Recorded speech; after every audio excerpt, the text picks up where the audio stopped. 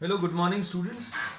Today in 12th class physics, we are starting a new topic AC applied to to a resistor. AC applied to a resistor. इसमें alternating current अभी हम लोग मालूम है बच्चों, ये एक ऐसा करंट है जिसकी values continuously with time change हो रही है और पीरियोडिकली इसका डायरेक्शन भी चेंज हो रहा है. इसलिए एसी सर्किट्स की एक मेन खासियत ये है that we do not mark the direction of currents. क्योंकि डायरेक्शन ऑफ करंट्स इसलिए मार्क नहीं कर सकते क्योंकि डायरेक्शन हर कुछ टाइम में चेंज हो रहा है. So we will not be marking the direction of current in AC circuits, है ना, पहली चीज. दूसरी चीज बच्चों, जो सोर्स है उस सोर्स ऑफ इलेक्ट्रिसिटी को अभी हम लोग ऐसा कुछ रिप्रेजेंट करते थे, अब हम लोग ऐसे रिप्रेजेंट नहीं करेंगे क्योंकि इसमें एक पॉजिटिव टर्मिनल होगा, एक नेगेटिव टर्मिनल होगा. तो अब हम लोग क्या करेंगे, तो अभी हम लोग बोलते हैं एसी सोर्स को हम लोग ऐसा कुछ रिप्रेजेंट करते हैं, है ना. अब इसमें कुछ पॉजिटिव और नेगेटिव मार्क करने की जरूरत भी नहीं है क्योंकि मार्क भी नहीं कर पाएंगे, है ना. So now suppose you are having a resistance R, a resistance connected to an alternating source of EMF. ये ऑल्टरनेटिंग सोर्स ऑफ ईएमएफ है. अब इसमें करंट का डायरेक्शन अभी हम लोग नहीं मार्क करेंगे. तो अब हम लोगों ने इसमें लिखा consider a resistor of resistance R are connected to an AC voltage, alternating current. AC voltage बोलते हैं, alternating voltage को भी हम लोग AC voltage ही बोलते हैं. AC voltage V equal to Vm sin omega t. आपने इसमें ये कनेक्ट कर दिया. तो ऑल्टरनेटिंग सोर्स को अभी हम लोग कैसे रिप्रेजेंट करते हैं, पहली चीज तो ये बता दी. ऑल्टरनेटिंग सोर्स ऑफ इलेक्ट्रिसिटी को अभी हम लोग ऐसा कुछ रिप्रेजेंट करते हैं. इसमें अभी हम लोग ये बोलते हैं कि values of the alternating potential difference are changing continuously with respect to time. Polarity भी चेंज हो रही है तो डायरेक्शन ऑफ करंट मार्क नहीं करेंगे, ना ही अभी हम लोग इसमें प्लस माइनस मार्क करेंगे जैसे इसमें प्लस माइनस रहता था. We will not be marking this. अब इसमें suppose for example the current through the circuit, if this is to be found out, we can simply use what the Kirchhoff's law. Kirchhoff's law use कर सकते हैं बच्चों, है ना. इसमें अभी हम लोगों ने बोला एक ऑल्टरनेटिंग सोर्स ऑफ वोल्टेज आपने अप्लाई कर दिया और इसके रिस्पांस में कुछ करंट आएगा और ऑल्टरनेटिंग सोर्स ऑफ वोल्टेज जो है ये कंटिन्यूअसली वोल्टेज को चेंज कर रहा है, इसलिए करंट की वैल्यू भी लगातार चेंज होगी, है ना. अब कैसी चेंजेस आएंगे ये अभी हम लोग इसमें डिस्कस करेंगे. Let the instantaneous current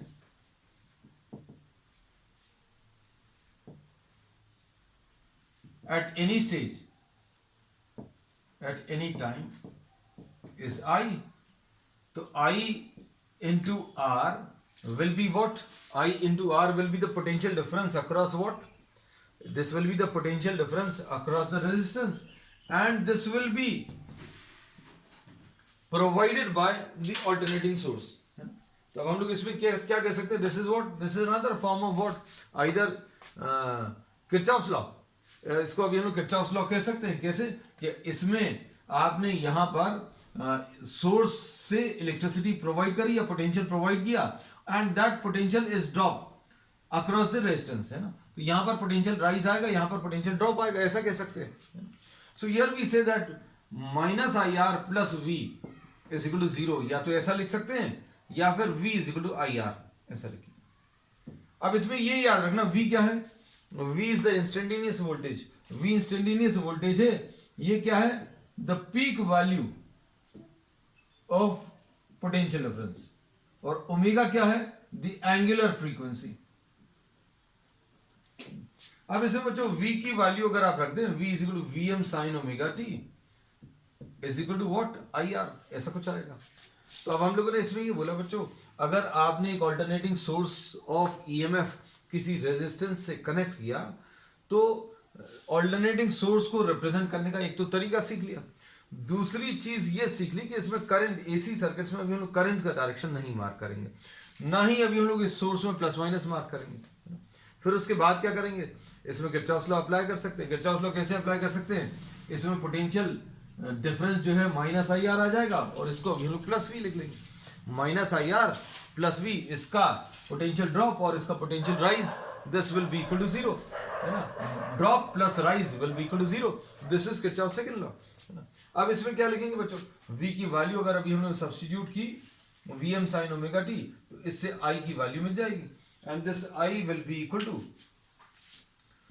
vm sin omega t divided by r, ये आ जाएगा। अब vm अपॉन r को अगर आप देखो तो vm अपॉन r को अभी हम लोग im लिख दे रहे हैं, the peak value of current. ऐसा क्यों लिख सकते हैं, देखो, so I will be equal to im sin omega t, ऐसा कुछ आ जाएगा। तो इसमें बच्चों अभी हम लोग ये कहते हैं, ये जो करंट है ये भी एक साइनोसॉइडल करंट है। This current is given by a sinusoidal equation, और इस इक्वेशन में साइन वाला टर्म है तो इसकी मैक्सिमम वैल्यू कैसे मिलेगी, इसकी maximum value plus minus one होगी, और प्लस माइनस वन से अगर आप मल्टीप्लाई करोगे तो क्या im आ जाएगी इसकी मैक्सिमम वैल्यू। अब इसके बाद im को अगर अभी हम लोग देखें तो im कितना आ जाएगा, im will be equal to vm divided by r। im क्या रहेगा, this will be the peak value of current in the circuit, this is what the peak value of current in the circuit. अब इस पूरे discussion से हमें यह पता चल गया कि अगर आपने एक ऑल्टरनेटिंग सोर्स ऑफ ईएमएफ लगाया तो current through the resistance which is obtained is also of the similar type. अगर ये साइनोसॉइडल है, साइन इक्वेशन के ऊपर डिपेंड कर रहा है या साइन के ऊपर डिपेंड कर रहा है, तो ये भी साइन ओमेगा टी के ऊपर डिपेंड कर रहा है। इसमें एंगुलर स्पीड जो है ओमेगा है, तो इसकी भी एंगुलर स्पीड ओमेगा ही है, और ये Vm इसकी पीक वैल्यू है, Im इसकी पीक वैल्यू कैसे मिलेगी, peak value of potential difference divided by peak value of current. अब इसको देखकर अभी हमें ऐसा लगता है कि ये ओम्स लॉ जैसा कुछ है, ओम्स लॉ जैसा ही है। In fact Im is equal to Vm divided by R या V is equal to IR। So we say that DC voltages में या डीसी सर्किट्स में जो अभी हम लोग यूज कर रहे थे वो यहां पर भी यूज हो जाएगा, V is equal to IR। अब इसके बाद ये बच्चों इतना नोट कर लेना, है ना, और you can just take a screenshot quickly. अब इसके बाद देखो, अब हम लोगों को ये पता चल गया कि V is equal to Vm sine omega T अगर दिया है, अगर आपने V is equal to Vm sine omega T अगर अप्लाई किया तो current through the circuit will be given by Im sine omega T. तो इसमें बच्चों ये क्या चीज है, ये दोनों ही इंस्टेंटेनियस वैल्यूज हैं। और जो लास्ट क्लास में अभी हम लोगों ने डिस्कशन किया था फेज का, है ना, तो अब हम लोगों को यह पता चल गया कि भैया V की फेज कितनी है, V की एंगुलर पोजीशन क्या है ओमेगा टी, और करंट की एंगुलर पोजीशन क्या है, ये भी ओमेगा टी। क्या दोनों में कोई डिफरेंस है, दोनों में कोई डिफरेंस नहीं है। The phase, the angular position of potential difference is given by omega t. This is the phase. This is the phase of V या voltage, and this is what, this is the phase of current. तो अब इसमें देखकर अभी हम लोगों को पता चल गया कि इन दोनों के फेज में या एंगुलर पोजीशन में कोई डिफरेंस है, तो अभी हम लोग बोलेंगे the phase difference is zero. Phase difference बच्चों कैसा है, जीरो। मतलब t टाइम में आफ्टर t सेकेंड्स एंगल कितना आ जाएगा ओमेगा टी, इसका भी कितना आ जाएगा ओमेगा टी। तो दोनों के एंगल्स में क्या कोई डिफरेंस है, तो दोनों के एंगल्स में कोई डिफरेंस नहीं। तो इसको अभी हम लोग फेजर डायग्राम के टर्म्स में रिप्रेजेंट करते हैं, है ना। तो phasor diagrams we have discussed in detail in the previous class. हम लोगों ने पिछली क्लास में बहुत डिटेल में सारी चीजें बताई हैं। हम जो जो चीजें काम की हैं वो फिर से रिपीट भी करते जाएंगे। तो इसमें अभी हम लोगों ने ये बोला कि अगर आप इसको फेजर से रिप्रेजेंट करना चाहें तो phasor are vectors, are rotating vectors in fact. Rotating vectors हैं, और इनकी पीक वैल्यूज, इनकी जो पीक वैल्यूज हैं वो मैग्नीट्यूड ऑफ द वेक्टर होगा। Magnitude of the vector will be equal to what, the peak value. अब इसमें देखो हम लोगों ने क्या किया बच्चों, t सेकेंड्स में, after t seconds the phase of potential difference is omega t. So what we are doing, we are drawing a vector at an angle of omega t, and the magnitude of this vector will be vm. और हम लोगों ने ये बोला था कि बच्चों अगर आप इसको, इस वाले वेक्टर को अगर आप रोटेट करेंगे तो प्रोजेक्शन जो आएगा y एक्सिस के ऊपर, इसका ये जो प्रोजेक्शन आएगा वो बच्चों क्या देता है, ये Vm sin ओमेगा टी, यानी कि इंस्टेंटेनियस वैल्यूज देता है। तो फेजर डायग्राम का एडवांटेज क्या है, ये अभी हमने आपको पिछले क्लास में बताया था। तो फेजर अभी हमने पोटेंशियल डिफरेंस का ड्रॉ कर लिया। Phasor is nothing else but a rotating vector. कैसा रोटेटिंग वेक्टर, जो एंटी क्लॉकवाइज डायरेक्शन में रोटेट कर रहा है ना, और जितना एंगल रोटेट कर रहा उतने एंगल पर अभी आप इसको ड्रॉ कर लो। तो t सेकेंड्स में पोटेंशियल वाला जो फेजर है वो कितना रोटेट कर गया, ओमेगा टी रोटेट कर गया। अब इतने ही टाइम में करंट कितना रोटेट कर गया, तो करंट के बारे में बच्चों अभी हमें मालूम है, current also has rotated by the same amount. Current का जो रोटेशन आया है वो कितना आया, ओमेगा टी। तो बच्चों इसी लाइन में अभी हम लोगों ने क्या ड्रॉ कर लिया, ओमेगा टी। कितने एंगल पर है बच्चों, तो ये वाला भी ओमेगा टी एंगल पर है। So we say that both of these are drawn along the same line. दोनों को अभी आपने एक ही लाइन में ड्रॉ किया है, क्योंकि दोनों की एंगुलर पोजीशन सेम है। और इसको देखकर अभी हम लोग ये कह सकते हैं, इन दोनों इक्वेशंस को देखकर, या इस स्टेटमेंट को देखकर, या इस वाले को देखकर, तीन चीजों को देखकर आप एक ही चीज बता सकते हैं। क्या, ओमेगा टी और ओमेगा टी सेम है, सेम पोजीशंस है। जैसे जैसे टी चेंज होगा, same change will be appearing in both these equations, क्योंकि कोई डिफरेंस नहीं है। तो फेज डिफरेंस कितना बच्चों, जीरो है, और दोनों एक ही लाइन में अगर हैं तो अब हम लोग क्या बोलेंगे बच्चों, V is in phase with I, और I is in phase with, कैसा भी बोल सकते हैं, दोनों साथ चल रहे हैं। अगर आपने दो चीजों का एक कंपटीशन कराया या रेसिंग कराई और दोनों साथ चल रहे हैं हमेशा, तो अभी हम लोग बोलेंगे दोनों की एंगुलर पोजीशन में कोई डिफरेंस नहीं आएगा, दोनों की जो पोजीशन है उनमें कभी डिफरेंस नहीं आएगा, क्योंकि दोनों की स्पीड सेम है, दोनों एक साथ शुरू हो रहे हैं। तो अभी हम लोग बोलते हैं that I and V are in same phase. इसका फिजिकली मतलब क्या है बच्चों, इसमें अभी हम लोग ये बोलेंगे कि अगर instantaneous value of potential difference zero है तो करंट थ्रू द रेजिस्टेंस भी जीरो होगा। अप्लाइड पोटेंशियल डिफरेंस की पीक वैल्यू अगर है, अगर अभी हम लोग बोले अप्लाइड पोटेंशियल डिफरेंस की पीक वैल्यू है, तो रेजिस्टेंस में भी आपको क्या मिलेगा, एक पीक वैल्यू मिलेगी। तो ये इसका मतलब है। अगर I और V सेम फेज में हैं तो अभी हम लोग इसमें ये बोलते हैं बोथ दी वैल्यूज इंक्रीज और डिक्रीज टुगेदर। अब इसको बच्चों अभी हम लोग किसके टर्म्स में, टाइम वेरिएशन के टर्म्स में प्लॉट कर सकते हैं ना बच्चों।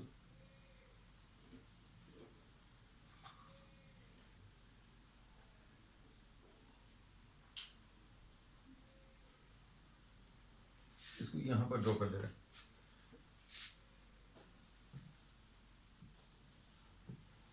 इसमें अभी हम लोग ये बोलते हैं कि v का जो वेरिएशन है विद रिस्पेक्ट टू टाइम, ये साइन के ऊपर डिपेंड करता है। ये ग्राफ बच्चों अभी हम लोग बहुत डिटेल में बहुत बार ड्रॉ कर चुके हैं, तो डायरेक्टली अभी हम लोग ले रहे हैं। This black colour line will be representing v,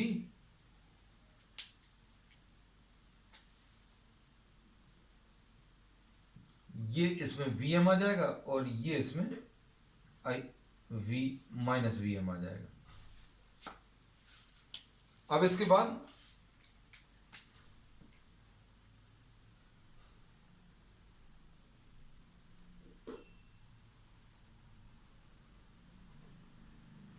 ये वेरिएशन किसका है, करंट का। So we say that both V and I increase and decrease together. इसमें दोनों V और I एक साथ इंक्रीज और एक साथ डिक्रीज हो रहा है. तो अब इसमें बच्चों अभी हम लोग ये लिख सकते हैं V and I reach their zero value, zero and maximum value at the same time. अभी हम लोग बोलेंगे जीरो वैल्यू, तो बच्चों जीरो स्टार्टिंग में है दोनों की वैल्यू. ये ब्लैक वाला कर्व भी जीरो पर है और रेड वाला कर्व भी जीरो है. इस टाइम पर पोटेंशियल डिफरेंस की पीक वैल्यू मिल रही है और इसी टाइम पर करंट की भी पीक वैल्यू मिल रही है. अब उसके बाद इस टाइम पर पोटेंशियल डिफरेंस जीरो हो गया और इसी टाइम पर करंट भी जीरो हो गया. इस टाइम पर हम लोग बोलेंगे there is peak value of potential difference in opposite direction, opposite polarity के साथ, और ऑपोजिट डायरेक्शन में करंट आएगा, है ना. So we say that both these quantities are moving together. एक साथ इंक्रीज होना, एक साथ डिक्रीज होना, हम लोग बोलेंगे सेम फेज. सेम फेज का मतलब अभी हमने आपको एक सिंपल से एग्जांपल से बताया था रनिंग वाला. मतलब दो लोग दौड़ रहे हैं और दोनों साथ साथ दौड़ रहे हैं. दोनों एक साथ शुरू किए, एक साथ उनकी मैक्सिमम स्पीड आई, दोनों एक साथ रुक गए, है ना. And if they start running in opposite direction then also they are running together. इसमें कोई आगे पीछे नहीं होगा. दोनों के जो भी चेंजेस आएंगे वो क्योंकि दो चीजें अगर एक साथ चल रही हैं तो क्या होगा, दोनों की वेलोसिटीज एक जैसी इंक्रीज होंगी, है ना. तो अब हम लोग इसमें ये कहते हैं that this V and I are in same phase. तो बस ये याद रखना, ये सबसे ज्यादा इंपॉर्टेंट है. When AC is applied to a resistor then V and I are in same phase. V और I बच्चों कैसे हैं, सेम फेज में हैं. चलो नोट कर लो इसको जल्दी से.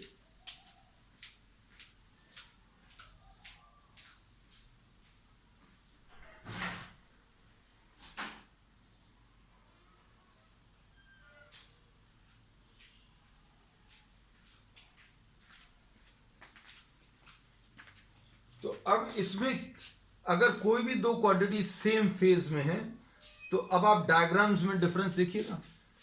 ये देखो फेजर डायग्राम में V and I will be drawn along the same line. पहली चीज. दूसरी चीज, इनके जो वेरिएशंस हैं वो भी एक साथ आएंगे, मतलब दोनों के पीक साथ में आएंगे. और तीसरी चीज, इक्वेशंस जो हैं इनके फेज में कहीं पर कोई डिफरेंस नहीं आएगा. ओमेगा टी है तो यहां पर भी ओमेगा टी. तो सेम फेज में है अगर, तो ये तीन जगह से पता चलेगा. एक तो इक्वेशन से, फिर फेजर डायग्राम से, और variation of V and I with respect to T. V and I का जो वेरिएशन है विद रिस्पेक्ट टू T, इससे भी पता चलेगा. ठीक है. So this finishes our discussion on what AC apply to a resistor. अगर आप अल्टरनेटिंग सोर्स को आप रेजिस्टेंस से कनेक्ट करोगे तो ये याद रखना, रेजिस्टेंस एक ऐसी चीज है जो अपने थ्रू AC या अल्टरनेटिंग पोटेंशियल डिफरेंस अप्लाई करेंगे तो जैसा जैसा ये चेंज होगा बिल्कुल वैसा ही ये चेंज होता जाएगा, है ना. और उसमें कोई टाइम लैग नहीं रहेगा. मतलब दोनों एक साथ जैसे भी चेंजेस ये प्रोवाइड करेगा वैसे ही चेंजेस ये एक्सेप्ट भी कर लेगा, है ना. चलो, तो ये सेम फेज में. अब बच्चों इसमें नेक्स्ट चीज जो है वो है पावर कंजम्पशन. तो अभी हम लोगों ने इक्वेशंस के टर्म्स में, फेजर डायग्राम के टर्म्स में और time variation of V and I तीनों के टर्म्स में सेम फेज होने का मतलब बता दिया. इक्वेशन सेम रहेंगी, प्लस माइनस कुछ नहीं रहेगा. मतलब ओमेगा टी है तो ओमेगा टी ही आएगा. दोनों की पीक वैल्यूज और जीरो वैल्यूज एक साथ, जीरो वैल्यू पीक वैल्यूज एक साथ, और V and I are drawn along the same line, है ना. अब इसके बाद नेक्स्ट इसमें अभी हम लोग ले रहे हैं क्या,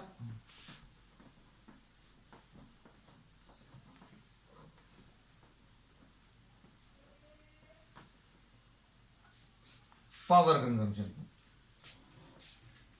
बच्चों ये सारी चीजें याद रखना क्योंकि आपको आगे जाके जो combination of different circuit elements हैं उनमें ये सारे फैक्ट्स यूज होंगे. कौन से, कि रेजिस्टेंस कैसा है, रेजिस्टेंस को जैसा आप मोल्ड करोगे, जो भी चेंजेस आप दोगे पोटेंशियल डिफरेंस में बिल्कुल सेम चेंजेस आपको करंट में मिलेंगे। जैसी इक्वेशन आपको पोटेंशियल डिफरेंस की मिली थी वैसी ही इक्वेशन करंट की मिली, I is equal to I M sine omega T, है ना। बस ये याद रखना कि आई एम कितना है, I M is V M divided by R, है ना। ठीक, चलो अब इसके बाद नेक्स्ट है बच्चों पावर कंजम्पशन। नेक्स्ट टॉपिक अभी हम लोग इसमें ले रहे हैं the power consumption in AC circuit, in a purely resistive circuit. Next topic बच्चों इसमें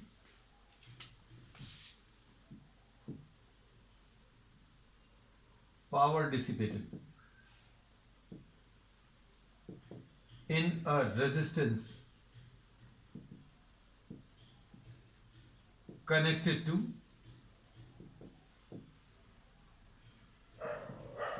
AC। ठीक, अब हम लोग नेक्स्ट टॉपिक जो ले रहे हैं पावर कंजम्पशन। अब इसमें अभी हम लोगों को ये तो पता था कि अगर आपने किसी रेजिस्टेंस में अगर ये लगा दिया V is equal to V M sine omega T, तो करंट कितना आ जाएगा, I is equal to I M sine omega T. तो अब हम लोग इसमें ये बोलते हैं बच्चों एवरेज भी अभी हम लोग ने निकाला, तो average value of potential difference zero होता है। Average value of potential difference for one cycle zero होता है। Average value of current for one cycle वो भी जीरो होता है। तो इसको देखकर कहीं पर अभी हम लोग ये अज्यूम नहीं कर लें कि इसमें पावर डिसिपेशन जो है वो भी जीरो आएगा, है ना। तो पावर डिसिपेशन जो है वो जीरो नहीं आएगा। ठीक है, अब इसमें लिखते हैं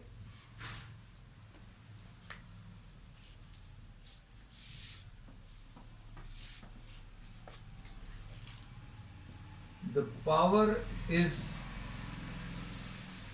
dissipated in the form of Joule's heat. Joule's heat के फॉर्म में पावर का डिसिपेशन होगा। अब इसमें बच्चों जो पिछला टॉपिक अभी हम लोगों ने लिया था उसके बेसिस पर अभी हम लोग कह सकते हैं कि V equal to V M sine omega T अगर आप अप्लाई करोगे तो I equal to I M sine omega T आ जाएगा, है ना। ना तो इसमें प्लस 90 है, ना माइनस 90 है, ना प्लस 5 है, ना माइनस 5, दोनों एक फेज में है। अब चूंकि ये रिलेशन अभी हम लोगों को बताना था, करंट का रिलेशन तो बताना था कि भाई आपने पोटेंशियल डिफरेंस से अप्लाई किया, कितना करंट आया, तो करंट आया I is equal to I M sine omega T आया। फिर कोई अगर पूछ ले कि आई एम कितना आएगा, तो अभी आप तुरंत बोलोगे आई एम जो है वी एम अपॉन आर आ जाएगा। अब इसमें देखना, अब हम लोग इसमें एक छोटा सा टाइम इंटरवल ले रहे हैं बच्चों। We are taking a small time interval. तो स्मॉल टाइम इंटरवल क्यों लेते हैं ये अभी हमने पिछले टॉपिक्स में भी बताया, आज फिर से बता दे रहे हैं कि भाई छोटा सा टाइम इंटरवल अगर आप लोगे तो इस छोटे से टाइम इंटरवल में आप v को कांस्टेंट मान सकते हैं। आपने क्या किया, एक छोटा सा टाइम इंटरवल लिया। अगर ये टाइम इंटरवल बड़ा होगा बच्चों, सपोज ये टाइम इंटरवल बड़ा है, तो क्या होगा, ये जो वैल्यूज हैं ये सभी जगह अलग अलग होंगी। लेकिन यही आपने छोटा टाइम इंटरवल अगर ले लिया, you are taking a small time interval, for small time interval we can assume the value of potential difference and current to be constant. अब कांस्टेंट क्यों लेना है, क्योंकि भाई आपको इलेक्ट्रिकल वर्क निकालना है, इलेक्ट्रिकल वर्क निकालोगे फिर पावर निकालोगे। तो अब हम लोग इसमें ये बोलते हैं क्या, take a small time interval.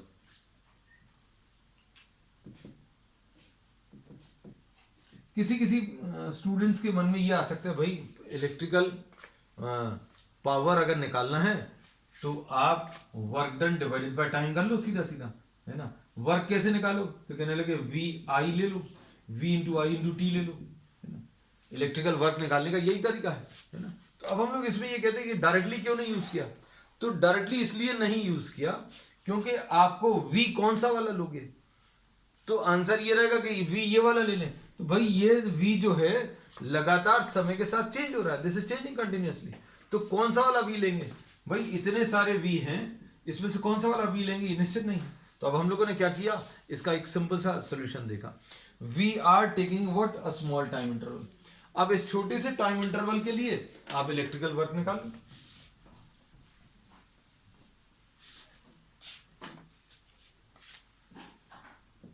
For this small time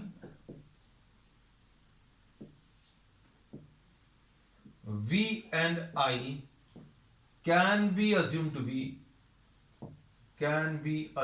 to be constant। आप इसको कांस्टेंट एज्यूम कर सकते हैं। अब इसमें देखो electrical work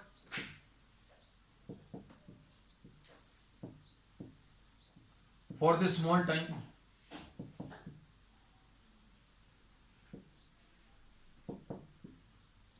dW will be equal to VI dt।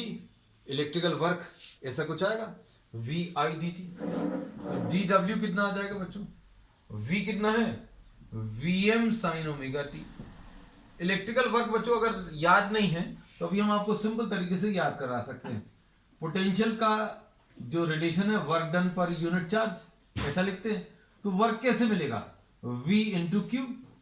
और Q को क्या लिखोगे बच्चों, Q को अभी हम लोग I इंटू टी लिख सकते हैं। क्यों, क्योंकि I की वैल्यू Q अपॉन T होता है, इसलिए Q की वैल्यू I इंटू टी ऐसा कुछ लिखें। अब देखो इसमें V की वैल्यू रख लो Vm sine omega T, I की वैल्यू रख लो Im sine omega T dt। तो इलेक्ट्रिकल वर्क बच्चों कैसे मिलेगा, Vm into I M into sine square omega T into D T. अब क्या करें, we will be calculating what the total work done for 1 सेकेंड। The total electrical work done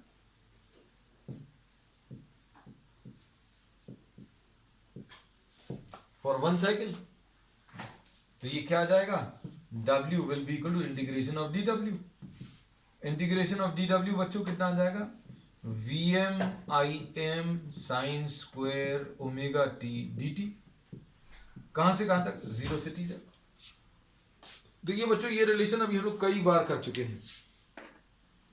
we have done this many number of times. कैसा, इसको अभी हम लोग electrical work will be equal to Vm Im बाहर आ गया, अंदर क्या बचा साइन स्क्वायर ओमेगा टी ऐसा लिख लें। अब इसके बाद इसको 0 से t तक इंटीग्रेट करना है। अब ये आ जाएगा Vm इंटू आई एम और साइन स्क्वायर ओमेगा टी को बच्चों अभी हम लोग क्या लिखेंगे 1 minus cos 2 omega T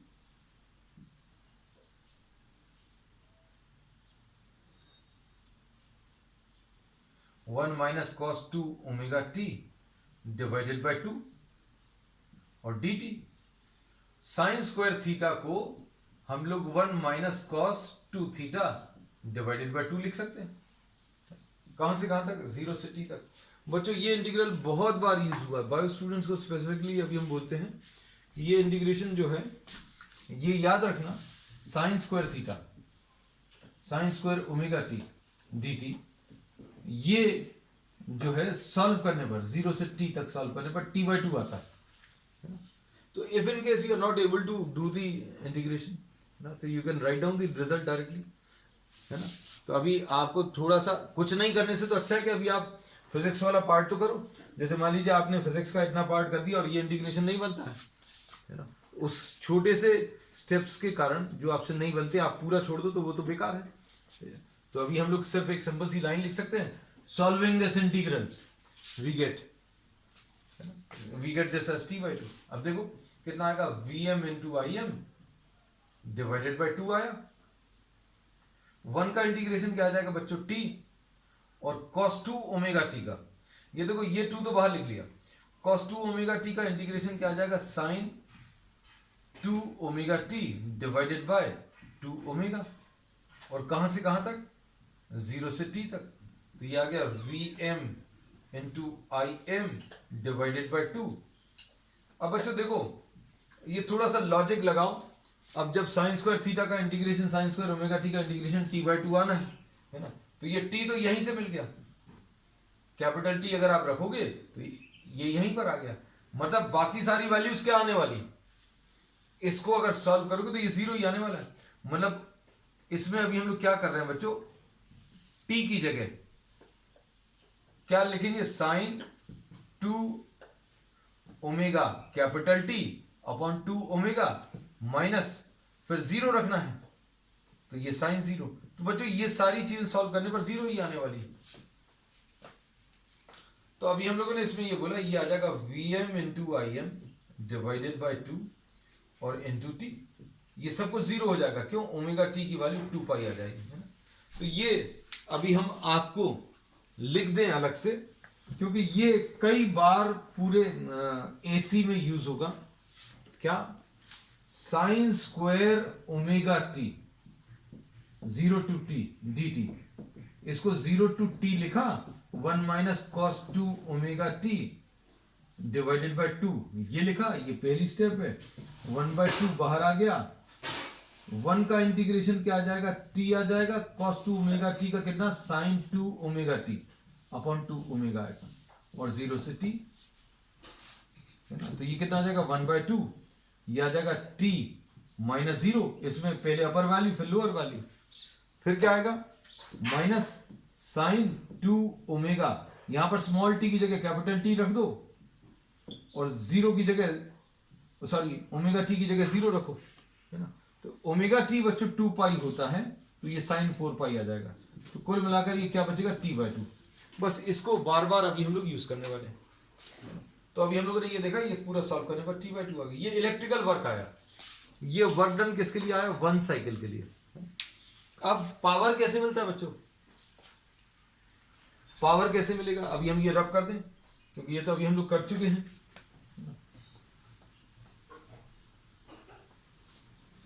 So electrical power will be work done divided by time.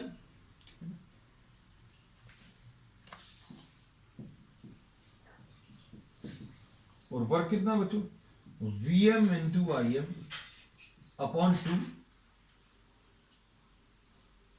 Into T था डिवाइडेड बाई 2, तो ये टी और टी कैंसिल होगा, तो ये कितना आ जाएगा, electrical power will be equal to Vm into I M divided by 2। अब इसमें अगर किसी को याद हो, Vm अपॉन रूट 2 लिख ले रहे हैं, इसको Im अपॉन रूट 2 लिख ले रहे हैं, और ये कितना आ जाएगा, Vrms, और ये क्या आ जाएगा, Irms। तो इलेक्ट्रिकल पावर का जो रिलेशन है, जो डीसी सर्किट्स में अभी हम लोगों ने यूज किया था, बिल्कुल वैसे ही आया रेजिस्टेंस के केस में। अब इसको हम लोग V equal to I R अगर लिख लें, तो कितना आ जाएगा, I R M S into R, V की जगह आई आर लिख लिया, तो ये भी आई आर एम एस आ गया, तो ये आ जाएगा आई आर एम एस का स्क्वायर इंटू आर, तो ये इलेक्ट्रिकल पावर आ गया, आई स्क्वायर आर। ठीक, तो अब हम लोग इसमें क्या कह सकते हैं, जो रिलेशंस मिल रहे हैं बच्चों, ये बिल्कुल वैसे ही रिलेशंस मिल रहे हैं जो अभी हम लोगों को डीसी सर्किट्स में मिले थे।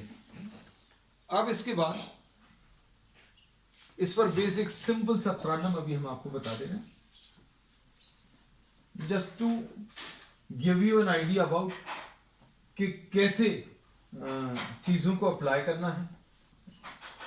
आज के इस पूरे डिस्कशन में जो भी चीजें अभी हम लोगों ने पढ़ी, उनको सम अप अगर करें, पहले तो कि भाई V अगर आपने अप्लाई किया, V equal to Vm sine omega T, तो I is equal to I M sine omega T आ गया। इसमें आई एम की वैल्यू कितनी आ जाएगी बच्चों, Vm डिवाइडेड बाय R, ऐसा कुछ आएगा। और क्या बोलते हैं, V and I are in same phase. V और I बच्चों कैसे हैं? सेम फेज में हैं। और इनका करंट और पोटेंशियल डिफरेंस का जो ग्राफ है बच्चों, वो ऐसा कुछ आया। Vm अगर है ओमेगा टी एंगल पर, तो इसी एंगल पर क्या ले लेंगे? Im ले लेंगे। फिर इसके बाद बच्चों पावर, तो पावर बच्चों इसमें आया है क्या?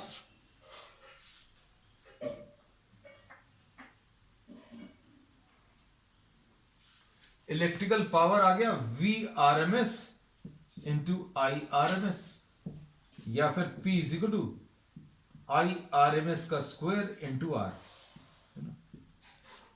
तो ये आज की पूरी क्लास का जो है समरी अभी हमने आपको इस 2-3-4 लाइंस में बता दिया। फिर अब इस पर बेस अभी हमने बोला था बच्चों, इसमें V equal to, suppose we are taking a question, V is equal to 60 sine pi T आपने अप्लाई किया। This is applied to a resistance R equal to 20 ohms। फिर इसमें पूछा है what will the AC ammeter, what will be the reading of AC ammeter। तो सबसे पहली चीज तो अभी हमें एमीटर क्या रीड करता है वो मालूम होना चाहिए, करंट रीड करता है। तो बच्चों अभी हम लोगों को ये मालूम है कि Im will be equal to Vm divided by R। तो Vm कितना बच्चों? तो Vm की वैल्यू 60 है। ये Vm साइन ओमेगा टी ऐसा कुछ होता है, तो Vm की वैल्यू 60 है। तो ये 60 डिवाइडेड बाय R की वैल्यू 20, तो ये 3 एम्पियर्स आ गया। ये मैक्सिमम करंट आया या पीक वैल्यू ऑफ करंट आया। लेकिन जो एमीटर्स वगैरह रीडिंग पढ़ते हैं, जो भी एमीटर्स रीडिंग मेजर करते हैं एसी एमीटर्स, वो पीक वैल्यूज मेजर नहीं करते, वो root mean square value measure करते हैं। तो IRMS क्या आ जाएगा? This will be equal to Im divided by root 2, है ना। तो ये आ जाएगा 3 डिवाइडेड बाय रूट 2। इसको सॉल्व कर लो, रूट 2 से ऊपर नीचे मल्टीप्लाई करके, तो ये आ जाएगा कितना बच्चों? 3 इंटू 1.4 यानी 4.2 आएगा अपॉन 2 यानी 2.1 एम्पियर्स। तो एसी एमीटर अगर आप इस सर्किट में कनेक्ट करेंगे तो ये कितना रीडिंग देगा? This will be giving you a reading of 2.1 amperes, because the AC ammeter reads what? RMS values. चलो बच्चों आज के लिए इतना ही। We will continue with the remaining topics on the next time. That's all for today.